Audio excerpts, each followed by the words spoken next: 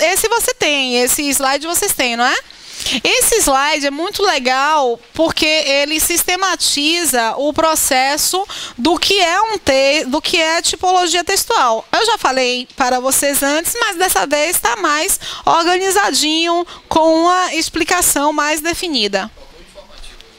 É porque o informativo é o expositivo. O expositivo e o informativo foi vários? Então os dois textos são iguais. Sim. Bom, texto narrativo, ele apresenta um enredo. Gente, enredo é trama. Se eu contar para vocês que Nívia não veio na quarta-feira porque caiu um pé d'água às 5 horas da tarde, ela ficou com medo de dissolver, eu estou narrando. Eu estou narrando para vocês? É um texto narrativo? Não. É um texto expositivo. Porque o que eu apresentei é uma trama. Trama indica tensão. Eu estou expondo a situação dela. Porque para ser um texto narrativo, predominantemente narrativo, é necessário que eu tenha uma situação inicial, uma quebra de situação inicial, um conflito sendo gerado, um clímax e um desfecho. No filme.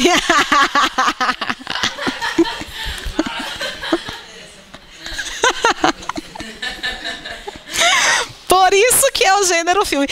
Os filmes chatos que a gente não consegue acompanhar, ele se perdeu um pouco. Ele tem tudo isso, mas ele se perdeu um pouquinho nesse momento de desfecho. Porque eu acho que poderia ter uma edição de uns 30 minutos a menos ali naquele filme. E aquela cena final, acho que poderia ter se cortado, mas enfim. Mas o filme é ótimo, vale muito a pena. Só esse timing do filme que eu acho que poderia ter sido diferente. Você tem que ter isso, você tem que ter esse momento de tensão. Aqueles filmes que você fica assistindo, 50 tons de cinza. Tá no final do filme, você fica pensando qual é a quebra da situação inicial. Porque o filme é muito chato, bicho. Você fica.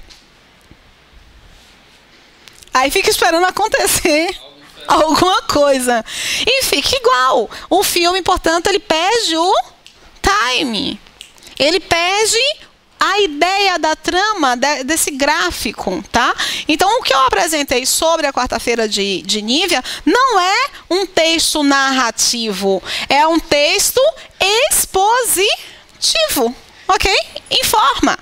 Porque a gente tem a mania de... o expositivo, que é ele pode ser descritivo, ele pode ser literário, por exemplo.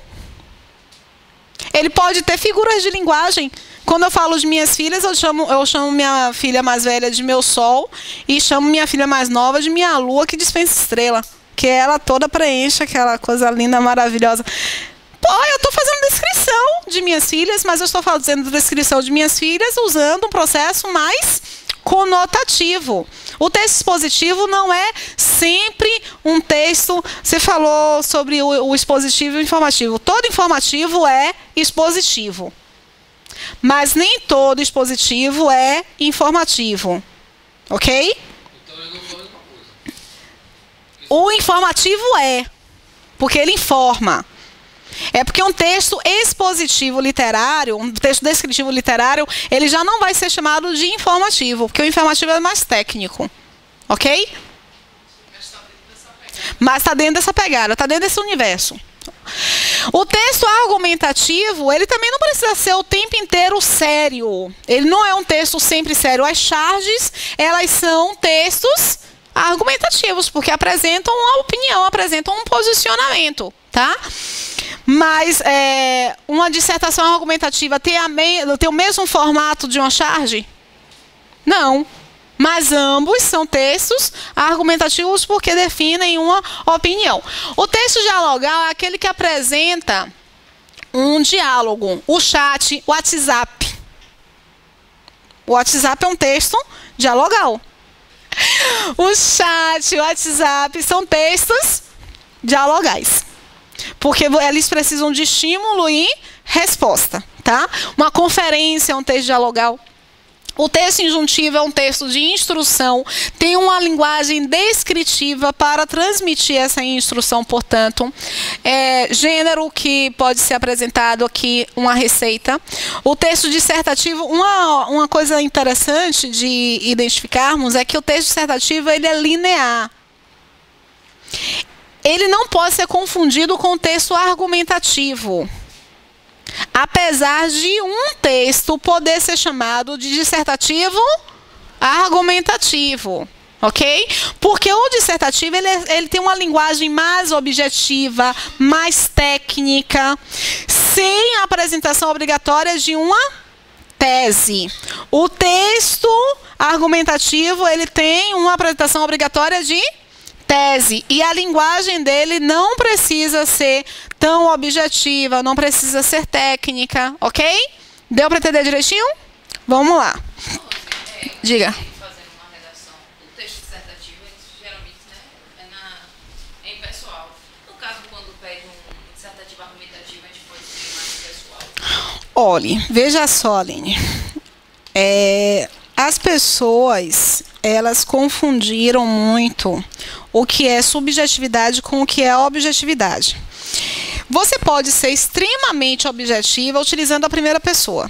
E é uma pergunta muito legal que você traz para a gente, porque o CESP, às vezes, coloca textos que têm a primeira pessoa do singular. E a gente levou a vida inteira dizendo que um texto com primeira pessoa do singular não pode ser uma dissertação. Não levamos a vida inteira?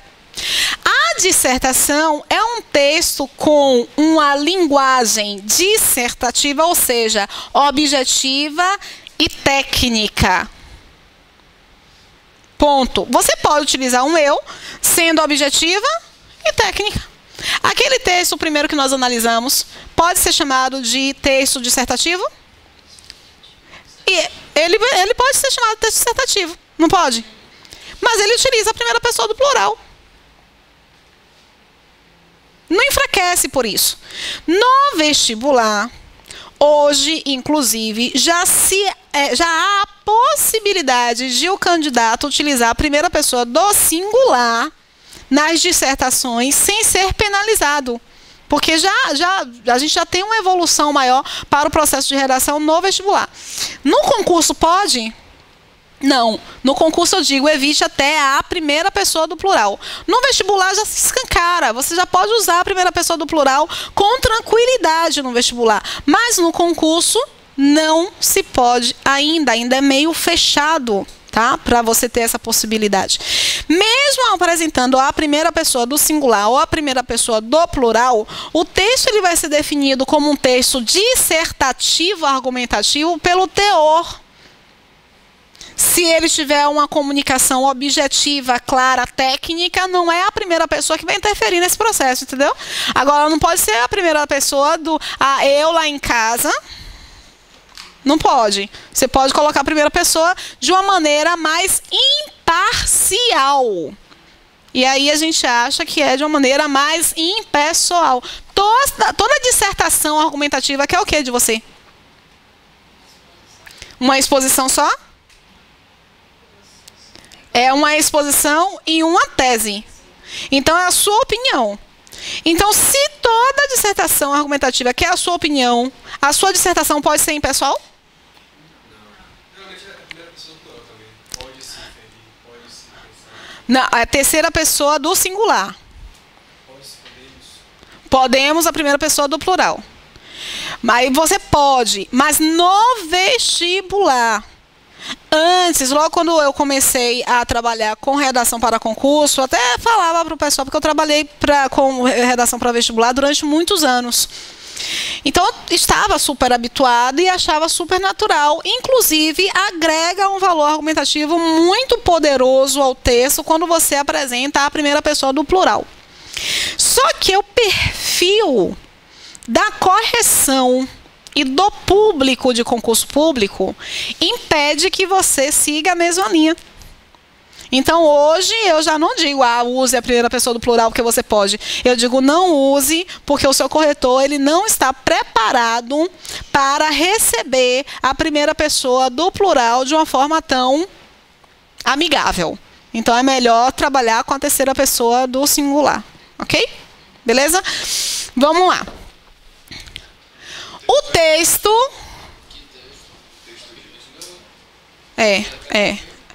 Um texto didático é o texto injuntivo. Porque a FGV adora perguntar sobre tipologia textual também. Gosta demais. FGV, CESP são as que mais curtem perguntar sobre tipologia textual. FCC nunca vi nenhuma questão. A SESGRAN-RIO também curte, tá? E a SESGRAN-RIO tem uma coisa com o texto injuntivo que é uma miséria. Só porque sabe que a maioria não sabe. Aí eles perguntam bastante. O texto didático, ele tem a intenção de instruir. Se o texto didático tem a intenção de instruir, ele é predominantemente injuntivo. Não significa dizer que a banca não poderá classificá-lo de uma outra maneira, porque o texto ele não vai ser exclusivamente injuntivo. Por qual razão? Porque ele tem que expor. Você tem que analisar o que é predominante. Entendeu? Aquele fragmento que você chamou a atenção, por exemplo, o CESP poderia pegar aquele fragmento para o pessoal de casa que não está vendo Átila. O fragmento é sobre a opinião da eficácia, a opinião do Harold. O texto ele pode pegar aquela opinião e perguntar se naquele fragmento nós temos um fragmento argumentativo. Aquele fragmento é o quê? Argumentativo. Mas o teor do texto é o quê? Expositivo. Entendeu? O texto apresenta características. Veja que quando ele diz que são características, ele não está dizendo que o texto é. Ele está dizendo que o texto apresenta características. A mesma coisa do texto que eu apresentei sobre Nívia e a quarta-feira chuvosa. O texto apresenta características, mas ele não pode ser chamado de predominantemente narrativo. Mas o texto que nós vimos apresenta características narrativas? Apresenta. Quando ele descreve... Não. Mas aí, é isso que eu estou falando para você. O enunciado está dizendo que ele é um texto narrativo? Ele está dizendo que o texto apresenta características do narrativo. Um texto narrativo, ele apresenta o quê como característica? Tá longe, viu, esse texto? Um texto narrativo, ele tem personagens, ele tem local, ele tem tempo, ele tem cenário, ele tem uma certa evolução temporal. Tá?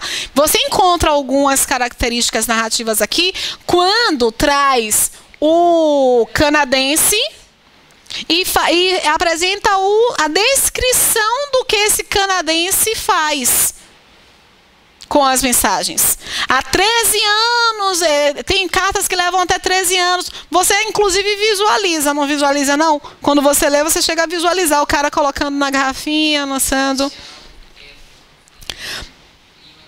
Mas é isso, Michel. É isso. Isso a gente não vai enxergar. Mas não é isso que o enunciado está pedindo. Mas essas são características narrativas? De ser um texto predominantemente narrativo. Não são as características de um texto que pode ser identificado. Texto narrativo tem personagem? Tem. Texto narrativo tem cenário? Tem. Texto narrativo tem um fato ocorrendo? Tem. Esses elementos a gente consegue visualizar no texto sobre Harold. Harold seria o personagem. A gente tem o fato de ele colocar as cartas dentro da garrafa e mandar. Só que eu não posso dizer que o texto é um texto predominantemente narrativo, porque ele não tem esse gráfico da narração. Então você está super certo. A gente enxerga esse gráfico da narração? Não, então o texto não é chamado de narrativo. Mas o enunciado está afirmando que ele tem características. E é por isso que a gente confunde. É por isso que quando eu apresentei a história ali do dia da quarta-feira de Nívia, alguns disseram é um texto narrativo. Porque você acompanha a descrição de um fato. Ele está fazendo a descrição de um fato. E em todo o texto narrativo, nós também temos a descrição de um fato. Os textos, eles não vão ser exclusivamente narrativos, exclusivamente argumentativos, eles vão mesclar. O que você precisa identificar é a predominância. Então, quando você olha o texto e identifica que na predominância eu não tenho um texto narrativo, você está certo. Não tenho. Mas eu tenho algumas características que levariam algumas pessoas a acharem que é um texto narrativo? Tenho. Pessoas que não estão preparadas para enfrentar esse tipo de questionamento, elas vão dizer assim, esse texto é um texto narrativo, porque está contando a historinha de Harold, mas não conta a historinha de Harold num processo narrativo.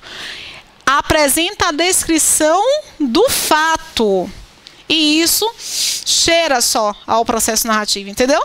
Então ele fala sobre as características, apresenta características narrativas e apresenta também características dissertativas. Não, a dissertativa não tem uma tese. A dissertativa é objetiva, é um pouquinho mais técnica, é um pouco mais impessoal. A dissertativa argumentativa é que é tudo isso que eu acabei de dizer, mais uma tese. Mas ele fala como personagem. Mas é Harold, não é o autor. E o texto é do autor. Do autor. É sempre a perspectiva do autor. Aí vejam como é interessante, né? Porque é o mesmo questionamento de Átila. No fundo, é o mesmo questionamento de Átila. Átila inicialmente disse, é um texto argumentativo por causa desse fragmento. Mas o fragmento é o fragmento do posicionamento de Harold e não do posicionamento do autor. O autor apresenta a história de Harold utilizando uma linguagem dissertativa com pitadas narrativas.